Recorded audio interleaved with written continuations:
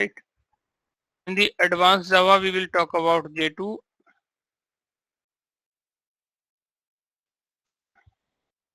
J2EE,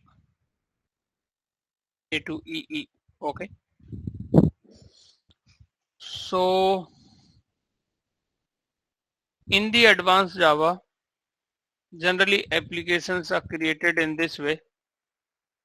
It totally depend ki what types of applications we are creating. Okay. Earlier monolithic design pattern generally use होता था. अभी आप देखोगे so very much demand of project is called microservice based architecture. Okay. If you will observe in this, तो एक application में I mean जो modules जो होते हैं वो बेसिकली ना डिफरेंट होते हैं. जैसे इसमें हर एक एप्लीकेशन में आप डे टू डे जो भी वेबसाइट्स यूज कर रहे हो, it should have some modules. Okay.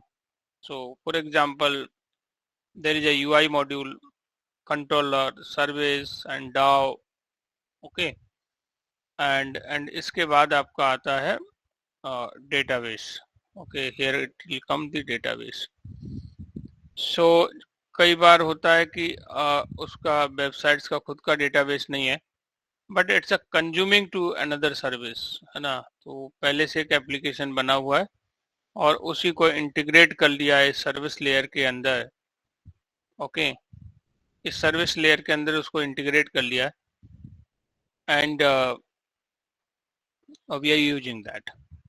So if you will observe, आपका रिक्वेस्ट यूआई से जाता है कंट्रोलर पे.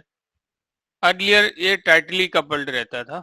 आज के टाइम पे अगर आप देखोगे तो डेवलपर्स को नहीं मालूम होता कि in which technology UI is written. Okay. So that is actually flexibility has came. Okay. So earlier क्या होता था, डेवलपर इन्वॉल्व रहता था यूआईटी के साथ में. Sometimes I mean backend developer doing the UI task. I remember first company when I work on this Exile project, and I was writing the UI page as well in a JSP. में UI के page भी I mean I have design. So हर module एक दूसरे से ऐसे interconnected रहता है. Okay. So and this layer is called the front controller. ये this is meant for to handle the front request. Okay. Front controller इसको बोलते हैं. एंड ये आपका इंटरफेसेस होते हैं यहाँ पे, सर्विस इंटरफेस होते हैं यहाँ पे. एंड ये बेसिकली आपकी सर्विस की इम्प्लीमेंटेशन क्लास होती है, सर्विस IMPL जिनको बोलते हैं. ये आपका डाओ इंटरफेस होगा, ये आपका डाओ IMPL होगा, ये आपका क्या होगा, UI होगा. ओके. सो कुछ इस तरीके से इसमें basically things works. So let me put in this वे. ये बेसिकली इसको क्या कर रहा है, इम्प्लीमेंट कर रहा है. This is implementing it. Okay. So your request is coming here. आपने UI से रिक्वेस्ट किया और रिक्वेस्ट आपकी कंट्रोलर पे आई, और controller is nothing, is one of class. Controller is nothing, one of class. So controller के लिए जो टेक्नोलॉजी जो यूज होती है टू क्रिएट द टेक्नोलॉजी, इसमें सबसे जो कोर टेक्नोलॉजी है वो सर्वलेट यूज होती है. फिर इसके बाद आया इसमें स्टार्ट्स 2.0, मैं लिख रहा हूं ऐसे. एंड उसके बाद जो आपका आया है इधर स्प्रिंग MVC, जिसमें कंट्रोलर बनाते हैं. ओके. एंड उसके बाद अगर आप देखोगे तो उसके आजकल rest based small micro service बनने लगे हैं. तो रेस्ट कंट्रोलर भी यूज होने लगा है इसकी जगह पे ना. तो कंट्रोलर आपका आइदर बनेगा, कंट्रोलर से आइदर वो बन रहा होगा किससे, रेस्ट कंट्रोलर से, बट रेस्ट कंट्रोलर से स्प्रिंग एमबीसी भी हो सकता है, और it might be the rest API web service भी हो सकती है। अभी आप देखोगे तो rest controller is quite popular, okay, this we are using on this controller. Service तो नॉर्मल हम जावा कोड में ही लिखते हैं, एंड सम एनोटेशन इनकी जगह पे यूज करते हैं, जैसे यहाँ पे either at the rate controller या फिर रेस्ट कंट्रोलर यूज कर रहे होंगे, यहाँ at the rate service use कर रहे होंगे, and here we are using at the rate repository. But if you will observe कि आपने कोई मेथड लिखा यहाँ पे, आई मीन यहाँ से जब आपकी रिक्वेस्ट, आपने कोई फॉर्म फिल किया, यहाँ से you are filling the form and your request is going to this controller. Controller पे आपने कोई, कंट्रोलर पर क्या होगा बताइए आप, किसी भी क्लास की फंक्शनैलिटी कहाँ लिखते हैं, किसी भी क्लास की फंक्शनैलिटी के लिए कुछ मेथड्स होंगे। मेथड्स क्या होंगे, या तो सेव हो रहा होगा, कुछ ऐसा हो रहा होगा यहाँ पे, let me put in this way, crude type का हो रहा होगा, CRUD।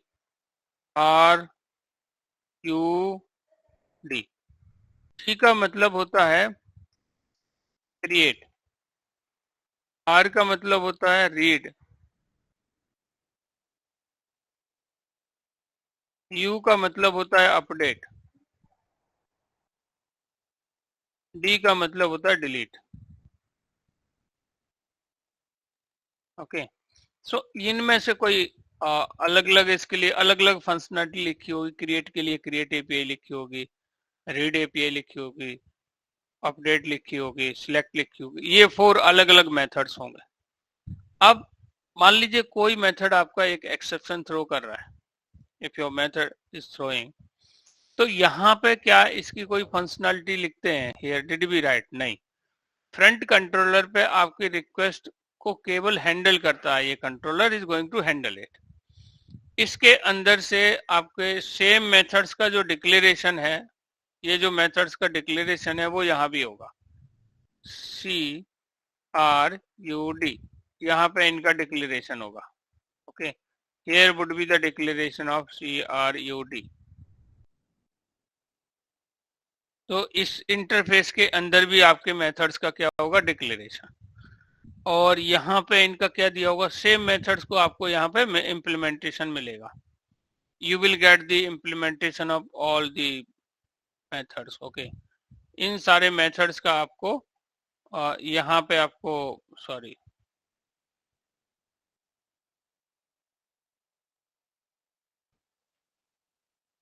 ओके, तो यहाँ पे भी ये सेम मेथड आपको मिलने वाले हैं, इस सेम मेथड का आपको डिक्लेरेशन यहाँ मिलेगा, you will get the declaration here as well, here as well you will get the declaration of the same methods, okay, same methods का डिक्लेरेशन आपको इधर मिलेगा।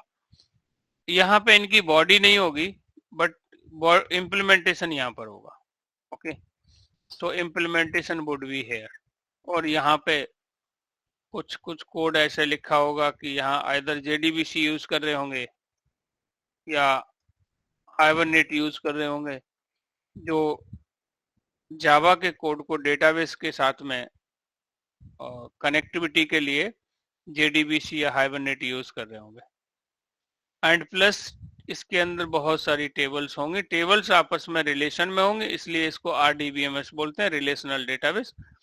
एक और डेटाबेस बहुत पॉपुलर है, NoSQL डेटाबेस, ओके, सो टेबल्स में इसमें बहुत सारे कॉलम्स होंगे, रो होंगे, राइट, आपने UI से फॉर्म फिल किया है, ओके, एंड उसका आपका मेन जो मोटिव है उस डेटा को इन टेबल्स में स्टोर करना है, मेन मोटिव, इन टेबल्स में आपस में कोई रिलेशन होगा, okay, so main intention to store the data from the UI which we are filling to store into these tables are in the relational, so we call it RDBMS, relational database management system, okay, तो ये आपस में interconnected होंगी, okay, these tables would be the interconnected to each other कुछ इस तरीके से इनमें आपस में इंटरकनेक्टेड होंगी and कुछ इस तरीके से I mean they would be in a relationship. Okay, so we call them relational database. Okay, so our motive to store fill the form from here, यहाँ से फॉर्म आपने फिल किया when you fill the form, और main motive है कि इस data को save करना इनटू द डेटाबेस। यहाँ से आपने सबमिट बटन पे क्लिक किया, आपका रिक्वेस्ट यहाँ से गई कंट्रोलर पर, कंट्रोलर से सर्विस पर, सर्विस से डाव पर, डाव पर कोड लिखा हुआ है and code will store into the tables के कॉलम में आपका रिकॉर्ड एक रो में रिकॉर्ड स्टोर हो जाएगा। ये हमारा मेन मोटिव है। अब अगर आप इसमें देखोगे कि यहाँ पे अब जावा में हमारे पास जावा में क्या है, थोड़ा सा जब ब्रॉड सोचेंगे देन थिंग्स विल क्लियर। कि जावा में हमारे पास क्लासेस है, क्या है guys, class and method, some interface, some abstract class. तो जनरली हमारे पास क्या है, क्लास है एंड उसके बाद के उसके क्या होते हैं, मेथड्स होते हैं, ठीक, वेरिएबल्स होते हैं, है ना, वेरिएबल्स होते हैं एंड कॉमा मेथड्स होते हैं क्लास के, राइट।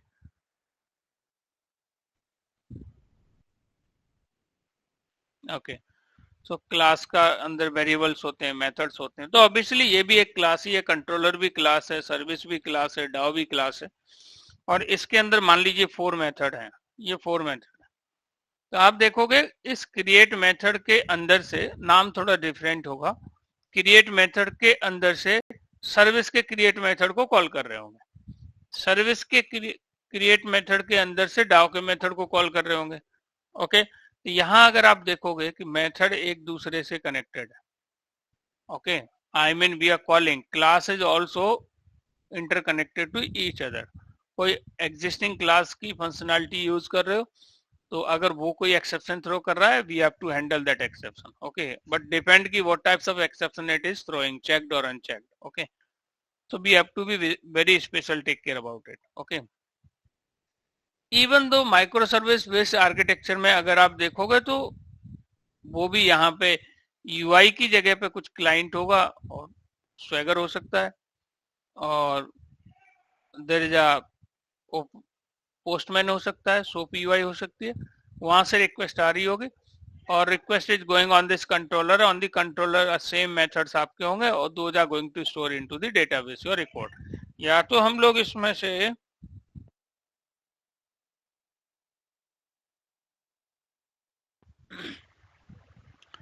सो आइदर तो आपका ऑपरेशन डेटा सेव हो रहा होगा या इसके डेटा, अलावा और कोई फंक्शन नहीं होता वैसे?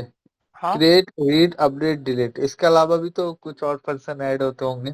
सोचो और क्या हो सकता है, सोचो, आप सोचो अपने ऑफिस में आप क्या करते हो, थिंक अबाउट इट। जनरली आपका मतलब जो वर्क आप करते हो उसमें क्या करते हो आप, व्हाट यू डू।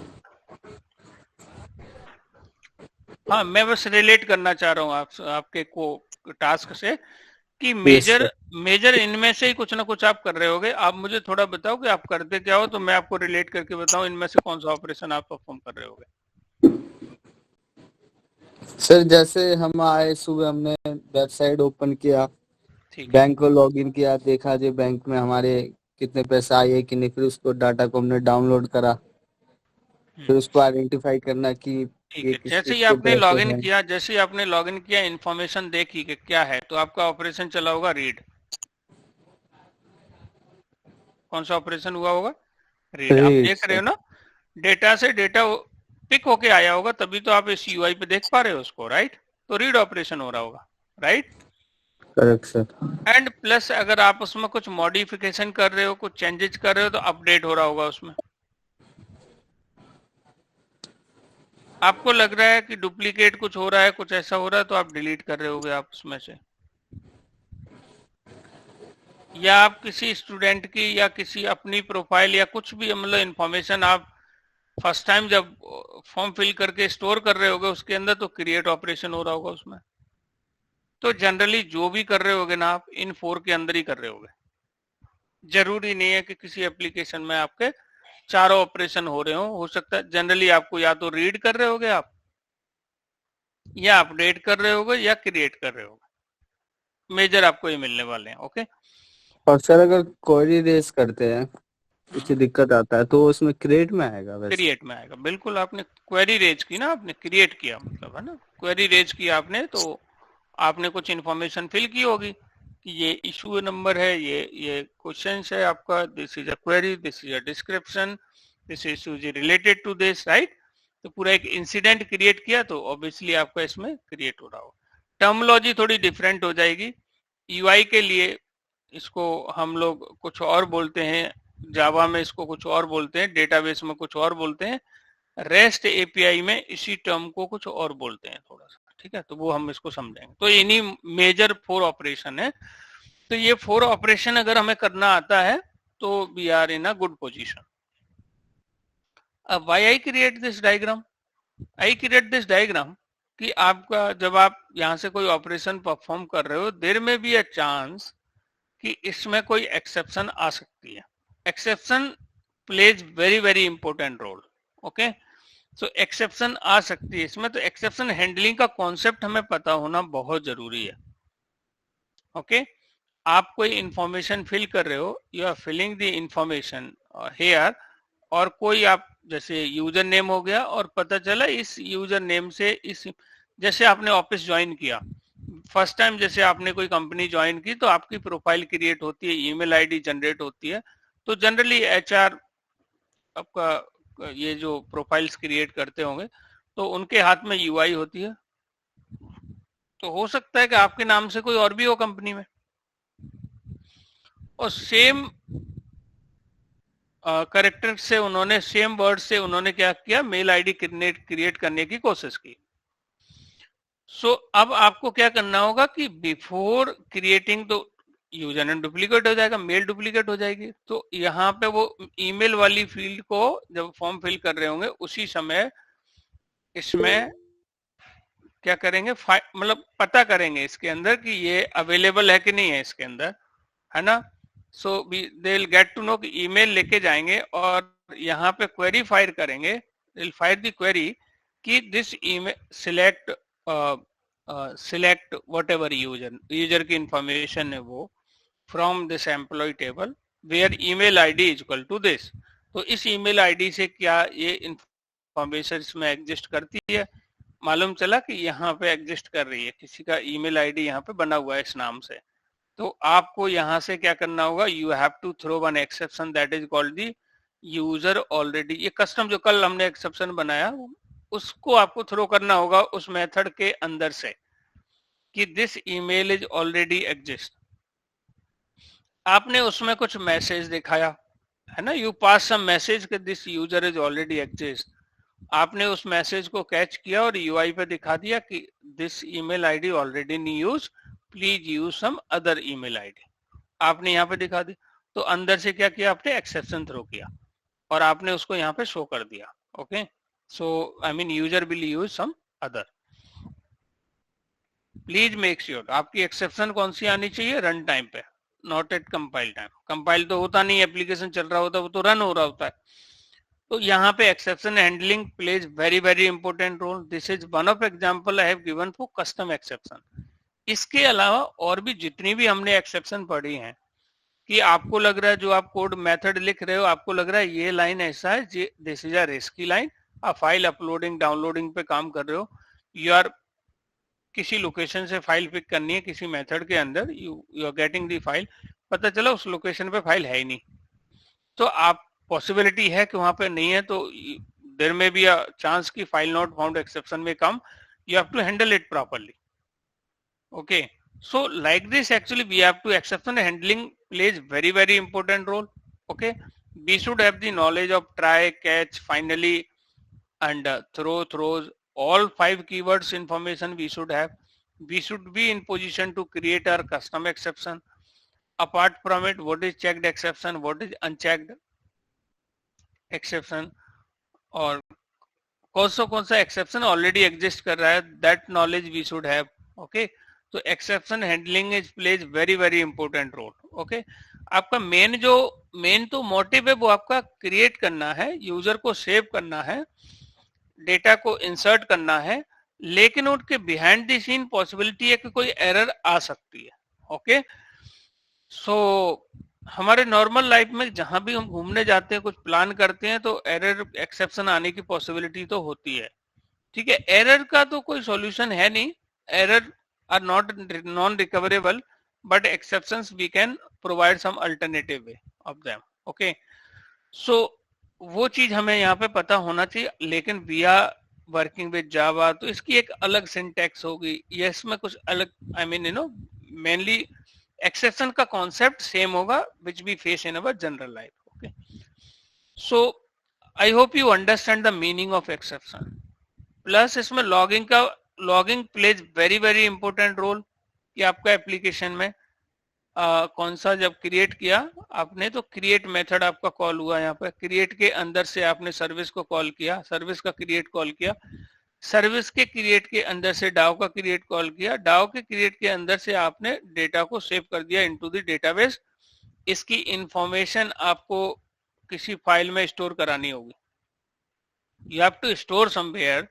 सो आप उसको एनालाइज, मान लीजिए यहाँ पे कोड आपका ब्रेक हो गया, कोड फट गया या एरर आ गई, तो आप उसको फाइल को ओपन करोगे, you will get to know, और आपने एक्सेप्शन हैंडलिंग को प्रॉपर लॉक करा रखा है, तो आपको उसमें प्रॉपर कि इस क्लास के अंदर, इस मेथड के अंदर, इस लाइन नंबर से ये एक्सेप्शन आई है, तो आप इजीली क्या करोगे, उसको ट्रैक करके और उस इशू को जाके आप उसको फिक्स कर दोगे। ओके, तो I mean, you know, so logging is also plays very very important role in this. Okay, इसलिए logging बहुत important है आपका। ठीक है, now why we are using this these interface क्यों यूज कर रहे हैं?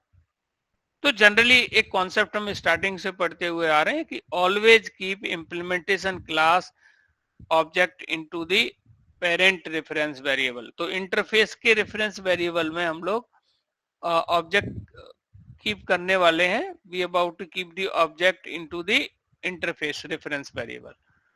सो उससे बेनिफिट ये होगा कि इन फ्यूचर, और उसमें भी हम लोग लूज कपलिंग, ये जो हमने डायरेक्ट यहाँ पे ऐसे ये लगाया है, ये टाइट कपलिंग नहीं होनी चाहिए, this should not be tight coupling. Okay, this should be the loose coupling, ये आपका लूज कपलिंग होना चाहिए। Okay, this should be the loose coupling. Okay, अब यहाँ पे लैंग्वेज वाइज देखोगे तो यूआई की अलग लैंग्वेज होती है, जिसका कम्युनिकेशन जावा से कैसे होता है इसका भी कोई कॉन्फ़िगरेशन होगा। जावा का कम्युनिकेशन एसक्यूएल लैंग्वेज के साथ में हो रहा है। Here also we need to do some configurations. Configuration very very important, we should have the knowledge of it. Okay, कि यूआई का कोड जावा से कैसे कम्युनिकेट करेगा, जावा का कोड यूआई से कैसे कम्युनिकेट करेगा, एंड जावा का कोड एसक्यूएल लैंग्वेज से कैसे कम्युनिकेट करेगा, and SQL codes how will communicate with the Java code. तो इनके लिए कॉन्फ़िगरेशंस की नॉलेज हमें होना बहुत जरूरी है। Okay, so I hope you get some idea logging कितना इंपॉर्टेंट है, exception handling is very very important concept, so we should know about it. Okay, इसमें हम लोग क्लासेस भी यूज कर रहे होंगे, इंटरफेस भी यूज कर रहे होंगे। ऊप्स कॉन्सेप्ट कहाँ यूज हो रहा है आपके ऊप्स के, जो हम लोग जो 3 पिलर्स की 3 मेन कॉन्सेप्ट की बात करते हैं, वो आपके प्रोजेक्ट में कहाँ यूज हो रहे हैं, कलेक्शन आप कहाँ पे यूज कर रहे हो, राइट, एक्सेप्शन हैंडलिंग आप कहाँ पे यूज कर रहे हो, तो you should know the things. अब अगर आइदर आप जीमेल भी अपना ओपन करोगे ना, यू विल गेट हियर कि यहाँ इसमें इतने सारे एप्लीकेशन यूज हो रहे हैं कि देखिए आप इसमें एक इनबॉक्स है, कंपोज है, मेल कंपोज कर सकते हैं, चैट चैट कर सकते हैं, कैलेंडर सर्विस यूज कर सकते हैं, कीप नोट सर्विस यूज कर सकते हैं। Okay, there lot of I mean things we are using on this. Gmail अपने आप में बहुत ह्यूज एंटरप्राइजेज एप्लीकेशन है ये आपका। Okay, but when I am going to click, जैसे मान लीजिए मैंने इसमें सेंट पे क्लिक किया, तो सेंट से आपका देखो लोडिंग हो रहा है, डेटा से डेटा पिक होके आया है यहाँ पे गाइस, डेटा यहाँ पे क्या है, पिक होके आया है डेटाबेस से, और जितनी भी मेल मैंने सेंड की I am able to see in a sent box. Okay, so अगर मैं यहाँ पे इसको सिलेक्ट करके डिलीट कर रहा हूँ तो ये इंफॉर्मेशन डेटाबेस से डिलीट हो रही है, और ये क्या हो जा रहा है आपका, इसमें डिलीट ऑपरेशन परफॉर्म हो रहा होगा, राइट। सो अगर मैंने यहाँ पे कुछ मेल कंपोज किया and I write some mail और मैंने इसको सेंड नहीं किया, आई क्लोज दिस, तो ये मेरा ड्राफ्ट में सेव हो जाएगा।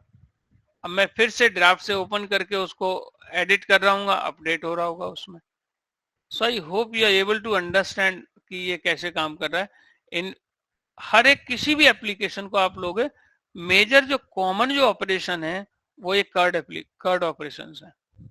सो अगर कर्ड, हमको कर्ड अगर सर्वलेट में बनाना आ जाए, नहीं कोर में कर्ड बनाना आ जाए, कोर जावा में हमें कर्ड एप्लीकेशन बना पाए हम लोग। स्टड्स को तो चलो ये आउटडेटेड हो गया, ये फ्रेमवर्क अब इतना यूज में नहीं है। स्प्रिंग एमबीसी में हमें कर्ड बनाना आना चाहिए, रेस्ट एपीआई में हमें कर्ड बनाना आना चाहिए। तो अगर ये हमको आता है, हम किसी भी एप्लीकेशन से उसको रिलेट करके we can explain the functionality के how it's working. Okay, remember this. Okay, और जावा में हमारे पास क्या है, we do have the classes, we do have the methods. तो एक क्लास होगा, उसके अंदर मेथड्स लिखेंगे, we will write the methods. अब मेथड का कॉन्सेप्ट आपको पता होना चाहिए। There are two types of method, instance method, static method. We are talking about to creating the overloading, overriding, सारे कॉन्सेप्ट हम एज पर दी रिक्वायरमेंट सोच के फिर हम उसको यूज करेंगे। यहाँ पे we have to think in this way कि while we are writing the method, तो मेथड के लिए इनपुट क्या होगा, मेथड का आउटपुट क्या होगा, मतलब मेथड क्या रिक्वेस्ट लेगा, ये मेरे को क्या रिस्पॉन्स करेगा। I have to think in that way. इस मेथड की मुझे विजिबिलिटी क्या रखनी है, राइट। तो the functionality which I am developing, तो फंक्शनैलिटी डेवलप करने से पहले उसका नाम क्या होना चाहिए। ओके, उसके लिए रिक्वेस्ट क्या लेगा ये हमसे, मतलब आर्गुमेंट क्या होगा, उसके पैरामीटर क्या होंगे। ये हमें कुछ रिटर्न करेगा, भी नहीं करेगा तो वॉइड होगा। रिटर्न कुछ कर रहा है तो आई मीन ये क्या रिटर्न कर रहा है, स्ट्रिंग कर रहा है, इंटीजर कर रहा है, array list कर रहा है, array कर रहा है, what kind of value it is returning, that kind of value we have to put the return type of it. Visibility, कहाँ तक इसका स्कोप रखना है, प्राइवेट रखना है, प्रोटेक्टेड रखना है, पब्लिक रखना है। तो like this we create the methods. Functionality के बारे में while you are writing the class functionality we should have the knowledge। Name हमें ठीक से सोचना आना चाहिए उसका, राइट। जैसे हम बचपन में एक कहानी पढ़ते थे कि जैसे I just know read one story की what I was reading the one of story कि एक बंदा डर के मारे भाग के जा रहा है, यू नो, वो he is running, he is running, he is running. So someone asking why are you running, तो वो बोलता है what is your name, so he say Sher Singh. Okay, very good, your name is Sher Singh, yes. तो बोला why are you running, बोला मेरे पीछे कोमल सिंह पीछे पड़ा है। सो यू आर गेटिंग तो नेम मिसमैच कर रहा है यहाँ पे कि Sher Singh, I mean you know, उसका उसका काम उससे मैच नहीं कर रहा, right. And someone who is very you know कॉमल and he is behind it. Okay, तो कुछ ऐसा, मतलब ऐसा मेथड ना हो आपका कि जिसका नाम से, उसके काम से उसका लेना देना ही नहीं है। तो we have to think in that way कि जो हम लिख रहे हैं उसका नाम उससे मैच करना चाहिए, क्लास का नाम उससे मैच करना चाहिए, राइट। तो इसकी विजिबिलिटी क्या रखनी है, उसका आर्गुमेंट क्या रखने, आर्गुमेंट से वैल्यू हमें निकालना आना चाहिए। जो डेटा के साथ मैनिपुलेशन होगा, अपडेशन, डिलीट, जो भी आप इसमें कैलकुलेशन करोगे, फिल्टरिंग करोगे, व्हाटएवर टाइप्स ऑफ करोगे, ये इसको बोलते हैं बिजनेस लेयर। ये आपका बिजनेस है, इस ये सर्विस लेयर को बिजनेस लेयर भी बोलते हैं। ये बिजनेस लेयर पे होगा आपका। केवल this layer is meant for, this is meant for to handle your print controller. Okay, यहाँ पे आप अपनी फंक्शनैलिटी लिखोगे। एंड दिस दिस इसको डाओ को बोलते हैं persistence layer. Hello sir. Yes sir जैसे कि हमने कोई वेबसाइट क्रिएट किया है सपोज, तो उसमें हम जैसे भी कुछ भी सर्च करते हैं तो वो ऑटोमेटिक आता रहता है। जैसे सपोज कि एक अमेजन का वेबसाइट है, उस पे मैंने कुछ बैग सर्च किया, बैग की अलग अलग क्वालिटी है, सब कुछ है। तो ये जो सर एक्सरसाइज परफॉर्म हो रहा है, ये हमने पहले से ही इसका डाटा प्रिपेयर कर रखा है ना, एग्जैक्टली। तभी तो वो फिर जो कस्टमर को ऑटोमेटिक कुछ नहीं हो रहा है, एवरीथिंग इज प्रिपेयर्ड, है ना, everything is prepared. Okay, everything is prepared. One of my friend told me, यार मैं किसी से बात कर रहा था और मैंने जब ओपन किया तो मुझे वैसे ही ऐड आ रहे हैं, यू गेटिंग। तो मतलब आप अगर बात कर रहे हो व्हाट्सएप से, आप बात कर रहे हो ऐसे, तो they are capturing your word based on your interest, they are showing your ad. तो everything they have prepared for you, okay. So सारी चीज बनी हुई है, everything is created, okay. We have to think in that way कि अभी हम लोग सी, जिसको यूआई भी आती है, जिसको बैकएंड भी आती है, जिसको डेटाबेस भी आता है, उसको बोलते हैं full stack developer, okay. We are here, अभी हम लोग हैं, वो हम इधर हैं, we are on these layers, okay. हम अभी इसको, हम backend developers, we are becoming the backend developer, but some basic knowledge of UI we will have and some basic knowledge of database we would have, okay. Because हमें तो इनसे interaction करना है ना, so we should have the basic knowledge of it, okay. So I hope you understand the importance of exception handling, okay. So now I am coming the next topics I am going to start, that is called the inner class, okay. But I about to tell you कि exception handling में आजकल REST APIs बनती हैं, मतलब micro service based architecture है, okay. Micro service पहले क्या होता था, जिसमें एक जीमेल का एग्जांपल देता हूं आपको। फर्स्ट पहले क्या होता था कि सारा एप्लीकेशन एक ही पोर्ट पर रन होता था, सारे मॉड्यूल एक दूसरे से कनेक्ट होते थे। अभी मैं देखता हूं कि मान लीजिए मेरी कैलेंडर सर्विस अभी तो क्विक रिस्पांस कर रही है, मुझे दिख रहा है, समटाइम्स इट टेल्स की लोडिंग हो रही है, इधर चल रही है। बट अगर उस समय मैं मेल कंपोज करना चाहूं तो I can compose the mail. Otherwise पहले क्या होता था, मोनोलिथिक एप्लीकेशन में सारा एप्लीकेशन इंटरकनेक्टेड, एक सर्विस डाउन है पूरे एप्लीकेशन को इंपैक्ट करती थी, ओके। और आपने एक सर्विस का इश्यू फिक्स किया, होल एप्लीकेशन को डिप्लॉय अननेसेसरली करना पड़ रहा है, बिजनेस इंपैक्ट हो रहा है। और एक को सॉल्व किया, पता चला कुछ और प्रॉब्लम क्रिएट हो गया इसके अंदर। इसलिए आजकल आप देखोगे तो इसके लिए कैलेंडर के लिए अलग माइक्रो सर्विस है, कंपोज के लिए अलग है, इसमें अलग अलग, चैट के लिए अलग है, स्पेस के लिए अलग है, इनके लिए सब अलग अलग माइक्रो सर्विस है। छोटे छोटे एप्लीकेशंस अलग अलग पोर्ट पे चल रहे हैं और वो एक दूसरे पे कोई इम्पैक्ट नहीं डाल रहे। तो वी शुड नो, इसमें एक इसमें बनता है रेस्ट एपीआई में, rest in the rest API ये होता है। तो इस केस में दो चीजें जनरली बहुत फ्रिक्वेंटली पूछी जाती हैं माइक्रो सर्विस बेस्ड आर्किटेक्चर में, कि आप इनके अंदर एक तो जो डेटाबेस है, ये डेटाबेस की कनेक्टिविटी कैसे, यहाँ पे फिर अलग अलग डेटाबेस भी होते हैं गाइस, माइक्रो सर्विस के लिए अलग अलग डेटाबेस भी होते हैं, है ना, small small different different database. और उस केस में फिर कैसे आप क्या बोलते हैं, एक दूसरे से, एक सर्विस इससे कनेक्ट करे, इससे कर रही, तो ट्रांजेक्शन कैसे मैनेज करते हो, डिस्ट्रीब्यूटेड ट्रांजेक्शन मैनेजमेंट कैसे करते हो, प्लस इसमें एक्सेप्शन हैंडलिंग कैसे करते हो रेस्ट एपीआई में।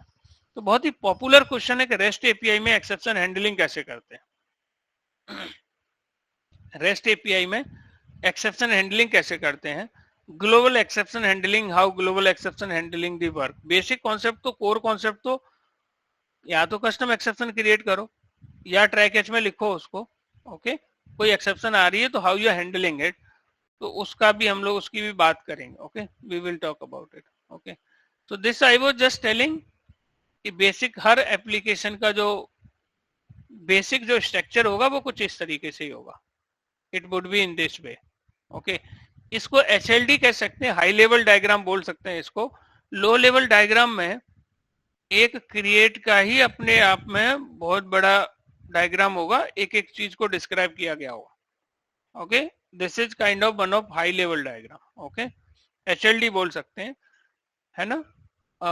LLD डायग्राम आपका काफी माइक्रो होता है, तो उसमें हर एक चीज को डिस्क्राइब किया जाता है प्रॉपर वे में, okay. So the next topics in core Java we are starting, that is called the inner classes, okay. We are going to start the concept of inner classes, okay. So inner classes क्या होता है, class के अंदर class, class inside class is called inner class, okay. जैसे हमने अभी collection अपना पढ़ा होगा, और कलेक्शन में आपने देखा होगा मैप के अंदर एक इंटरफेस होता है, मैप के अंदर एक इंटरफेस होता है गाइस, मैप के अंदर एक इंटरफेस होता है। Let me create one test class here. Map के अंदर एक इंटरफेस होता है कौन सा इंटरफेस होता है गाइस, बता सकते हो आप लोग? Anyone can tell? मैप के अंदर एक इंटरफेस होता है, एंट्री सेट। एंट्री सेट तो मेथड हो गया, एंट्री एंट्री इंटरफेस होता है, ठीक है। Map map is equal to new hash map, कौन सा होता है गाइस? मैप के अंदर चलते हैं, my system has hanged, control shift O, what happen, okay. Map के अंदर चलते हैं और इसके अंदर एक इनर इंटरफेस होता है। अच्छा, कौन सा होता है इनर इंटरफेस? Entry, right. कौन सा इंटरफेस है इनर इंटरफेस? एंट्री। दिख रहा है आप लोगों को? मतलब मैप के अंदर मैप है, सॉरी इंटरफेस के अंदर इंटरफेस है, इसको इनर इंटरफेस बोलेंगे। और जब भी इनर क्लास पे जाते हैं तो उसकी डॉट क्लास फाइल कुछ इस नाम से बनती है, map dollar entry dot class.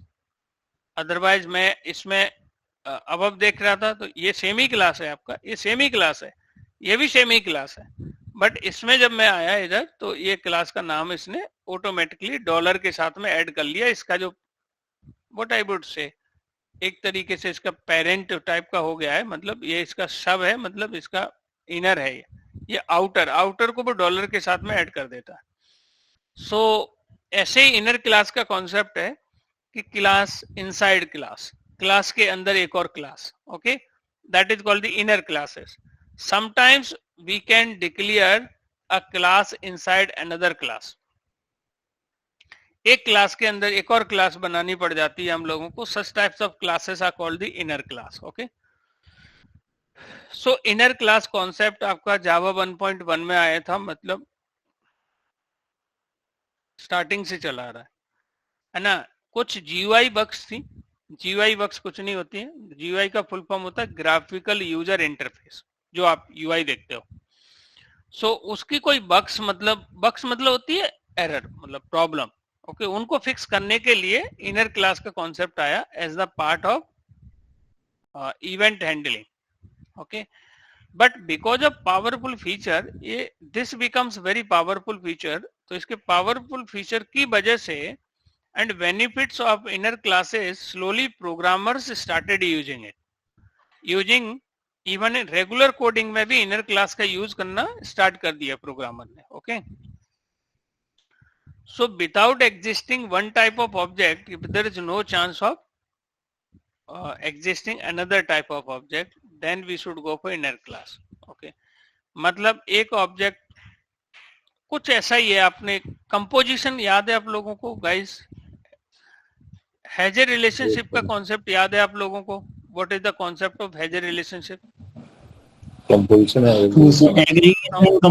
Composition in composition if you will see कि अगर इनर क्लास का ऑब्जेक्ट, सॉरी क्लास का ऑब्जेक्ट कंटेंट क्लास का ऑब्जेक्ट डिस्ट्रॉय कर दिया जाए तो कंटेंट ऑब्जेक्ट भी डिसअपियर हो जाएंगे। वैसा ही कॉन्सेप्ट यहाँ पे हो रहा है। अगर इस लाइन को पढ़ोगे, without existing one type of object, if there is no chance of existing of another type of object, अगर ऐसी रिक्वायरमेंट है तो हमें इनर क्लास का कॉन्सेप्ट यूज कर लेना चाहिए। So without existing car, if there is no chance of existing wheel object, okay। आप बताइए, कार के बगैर व्हील का कोई यूज है? अकेला व्हील का क्या करोगे, राइट। तो हियर जा and we should go for, अगर ऐसा सिचुएशन है आपके सामने तो हमें इनर क्लास का concept freely we can use, okay. We have to declare wheel class within the car, तो कार के अंदर एक और क्लास बना दी व्हील, तो ये क्या हो गया, कार हैज व्हील, तो ये इनर क्लास का कॉन्सेप्ट है। So without existing bank object there is no chance of existing account. बताइए, बगैर बैंक के अकाउंट हो सकता है? नो सर, है ना। तो यहाँ भी आपका इनर क्लास का कॉन्सेप्ट एप्लीकेबल हो सकता है। Hence we have to define account class inside bank class. Bank class के अंदर हमें अकाउंट क्लास बनानी होगी, ओके। सो जैसे एक और एग्जांपल दिया कि a map is a collection of की वैल्यू पेयर का कलेक्शन होता है मैप, और ईच के वैल्यू पेयर को क्या बोलते हैं हम लोग? One entry, right. I hope you remember the map concept yes sir. If you did not forget about it, इधर मैं अभी इवनिंग बैच में बता भी रहा था, ठीक है। तो आपका ये जो मैप है ना, यहाँ पे जो आपने स्टोर किया है, this is nothing call one, इसको वन एंट्री बोलते हैं। और एंट्री अपने आप में अभी हमने देखा था क्या है, ये कौन सा इंटरफेस है, इनर इंटरफेस ऑफ मैप। तो यहाँ पे क्या है, map is a collection of key value pair. Each key value pair is called entry, and without existing map object there is no chance of entry. आप हवा में entry नहीं डाल सकते की वैल्यू पेयर की। तो मतलब मैप के अंदर एक एंट्री इंटरफेस है। Hence implements entry to define inside map interface. Okay, map के अंदर एक entry. Note the relationship between outer and, outer मतलब जो आउटर क्लास है, इनर मतलब जो इनसाइड वाली क्लास है, इज नॉट पेरेंट। यहाँ पेरेंट चाइल्ड का रिलेशन नहीं है, रिमेंबर दिस। इस ये बेसिकली क्या है, इज ए रिलेशनशिप नहीं है, it is seems like a, it is a has a relationship. Okay, based on the purpose and position, declaration all inner classes divided into 4 types. तो 4 type की category में inner classes को divide किया गया है। पहला आपका नॉर्मल रेगुलर इनर क्लास है, दूसरा मेथड लोकल इनर क्लास है, तीसरा अनोनिमस इनर क्लास है। विदाउट क्लास नेम क्लास बनाओगे उसको अनोनिमस क्लास बोलते हैं हम लोग, right. And static nested classes.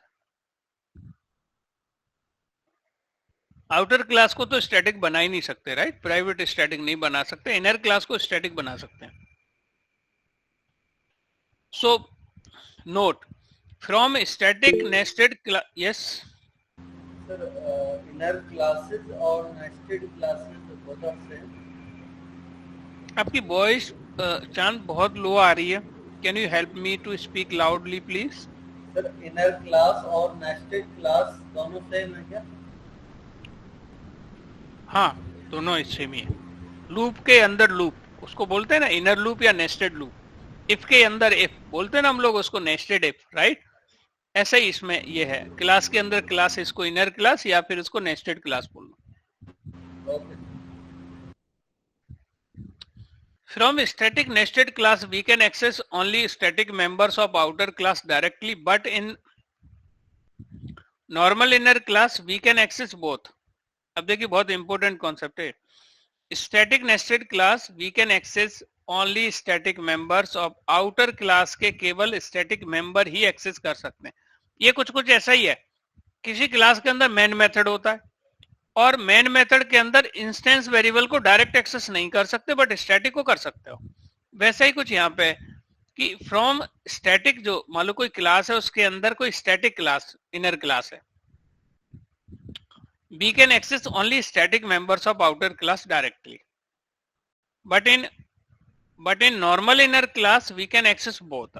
normal के अंदर आप static नॉन स्टैटिक आप दोनों एक्सेस कर सकते हो।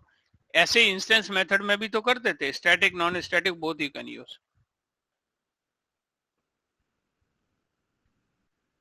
so non static members of outer class directly. I hope you will remember this note. okay, normal पहला आप क्लास का टाइप पढ़ने जा रहे हैं, जिसमें हमने 4 टाइप्स जो कैटेगरी देखा था, जिसमें फर्स्ट इनर क्लास का टाइप पढ़ रहे हैं, दैट इज कॉल्ड नॉर्मल या फिर रेगुलर इनर क्लास की बात कर रहे हैं।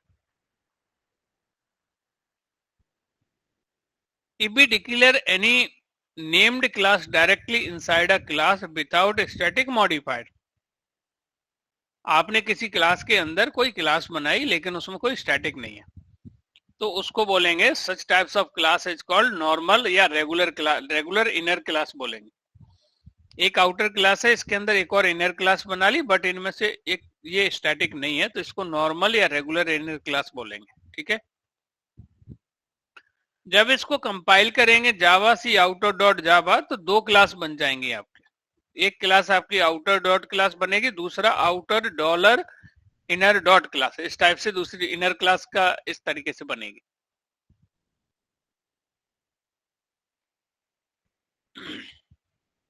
When you will run it, इसके अंदर मैन नहीं है तो ये मैन की वजह से एरर दे रहा है। और आउटर को करोगे इसके अंदर भी आउटर की मदद से ही इनर को कॉल कर पाओगे। आपने ये कॉल किया तो नो सच, इसमें भी मेन मेथड नहीं है इसलिए। आई होप गाइज इसमें आपको समझने में कुछ प्रॉब्लम है क्या? I mean do you have any questions related to this guys?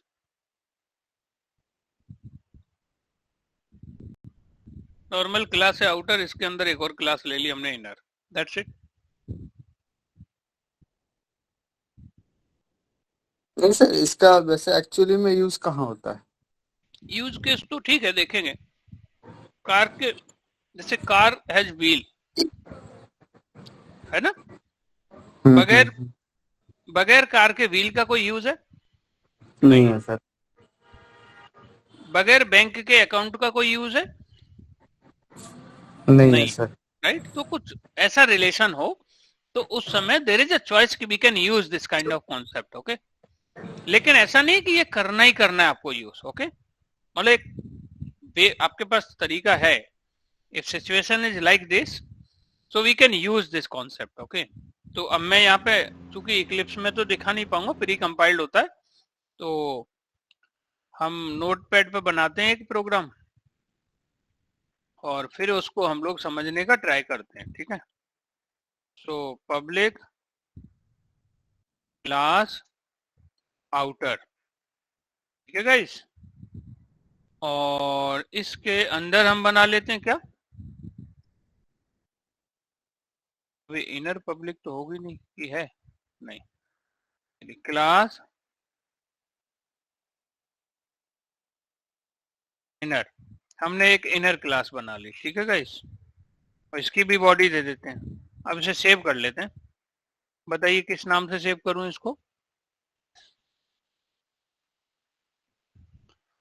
सो हम लोगों का बैच नवंबर है, राइट? तो यहाँ पे मैं बनाता हूँ आउटर डॉट जावा और मैं इसको सेव कर लेता हूँ, ठीक है? I have saved it, you will see in this folder where I have saved it, okay? November, इसमें ही आउटर बनाई है हमने, तो यहीं से हम इसको कमांड प्रॉम्प्ट से रन करते हैं, ठीक है गाइस? आप लोग भूल गए कि याद है कंपाइल करने की कमांड क्या है? एक बार याद दिलाओ। जावा सी जावा सी आउटर डॉट जावा। अभी एक ही डॉट जावा फाइल से इसको मैं कंपाइल कर रहा हूँ। You will observe, you will सी कितना क्लास बन गई यहाँ पे, देखिए हाउ मेनी क्लास क्रिएटेड, कितनी डॉट क्लास फाइल बनी है। आप यहाँ एक्सटेंशन देख के बताओ, इधर टाइप डॉट, ये क्लास टाइप का है तो कितना? दो, एक आउटर और दूसरा जो इनर का है वो किस तरीके से बना है दिख रहा है आपको? Outer dollar inner. तो आई मीन ये ऑटोमेटिकली कंपाइलर ने क्रिएट कर दी क्लास, ओके? अब अगर मैं इनको कंपाइल करूंगा, अभी तो मेन मेथड है नहीं, तो एक सॉरी रन होगा नहीं। कंपाइल टाइम पे तो मेन की जरूरत होती नहीं है। Java C, not Java C, Java outer, right? यही है रन करने की कमांड। तो मेन मेथड इसके अंदर है नहीं, इस वजह से एरर आ रही, बट इट्स ओके।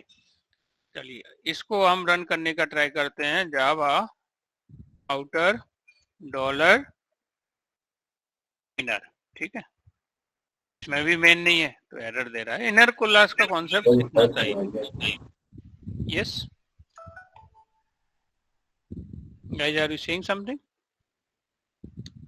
ओके, अब इनर क्लास के अंदर इन्होंने guys can you mute some echo problem? Okay, thank you. Still यार, ओके।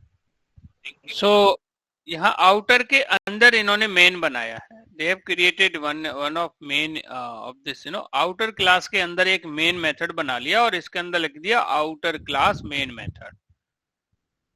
तो हम भी बना लेते हैं आउटर के अंदर, इनर के अंदर नहीं लिखा है, मेन बना ली। Public static void main string array of args, एक मैसेज लिख देते हैं इसके अंदर system.out.println outer class main method. Okay, let me save it. Save कर दिया इसको.